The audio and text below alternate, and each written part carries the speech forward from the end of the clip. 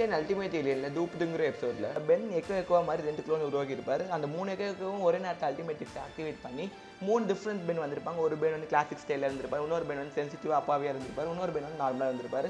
So ஒவ்வொரு பெண்ணும் ஒவ்வொரு இடத்துக்கு போய் அங்கே ஒரு பிளான்லாம் ஒழுங்காக பண்ணாதனால நிறைய பிரச்சனை வந்திருக்கும். இப்போ கேள்வி என்னென்னு பார்த்தீங்கன்னா, பென் வந்து அவரை தானே க்ளோன் பண்ண முடிஞ்சிருந்தா இந்த மாதிரி ஒரு 100 க்ளோன் உருவாக்கி ஒரு ஆர்மியாக போய் எந்த வில்லனையும் லைக் டாகனே ஈஸியாக தோக்கடிக்கலாமே அப்படின்னு நீங்கள் கேட்கலாம். ஸோ இதுக்கு ஒரே ஒரு ஆன்சர்னா அந்த எபிசோட்லேயே காட்டியிருப்பாங்க. இந்த மாதிரி 3 பென் இருந்தாலும் ஒரு நார்மலான ஒரு அந்த ரோபோத்தை அடிக்க ரொம்ப கஷ்டப்பட்டுருப்பாங்க. ஸோ அவங்க ஃபைட்டிங் எஃபிஷியன்ஸே குறைஞ்சி போயிருக்கும். ஸோ இந்த மாதிரி நிறைய பென் வரப்போ அவங்க ஒரு க்ளோன் மட்டும் நல்லா இருக்கும், மீதி எல்லா க்ளோன்ஸுமே ரொம்ப மைண்டஸாக அவங்களுக்குள்ளேயே சண்டை போட்டுலாம் அடிச்சிக்கலாம் வாய்ப்பு இருக்குது. ஸோ அதனால் இது ரொம்ப பேட் ஐடியா.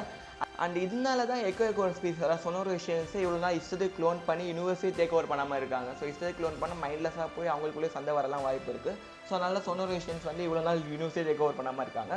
ஸோ உங்கள்